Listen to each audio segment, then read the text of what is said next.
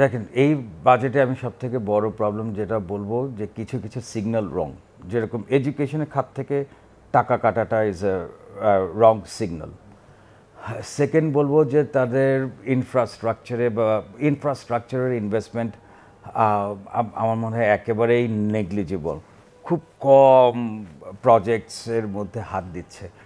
একটা আপনি যখন কনস্ট্রাকশন শুরু করছেন, এই একটা কনস্ট্রাকশনে আপনার টোটাল ৩৬০০ পণ্য বা সেবা ইনভলভ থাকে, অর্থাৎ একটা বিল্ডিং কমপ্লিট করতে গেলে এদিকে আপনার ৩৬০০ ডিফারেন্ট ইন্ডাস্ট্রিকে আপনি ছুঁয়ে যাচ্ছেন। তো তার মানে আগামী ১ বছর আপনার গিয়ে ৩৬০০ ইন্ডাস্ট্রি বাংলাদেশ ডিগ্রোতে থাকবে। এই ৩৬০০ ইন্ডাস্ট্রির আপনার গিয়ে রিপল ইফেক্ট পুরো দেশ জুড়ে পাবেন আপনি। এটাতে ওই যে লোক রড বানায় শুধু তার প্রবলেম হবে না, যে লোক রড কাটে তার প্রবলেম হবে, যে লোক রডটাকে ভ্যান গাড়ি দিয়ে নিয়ে যাবে তার প্রবলেম হবে।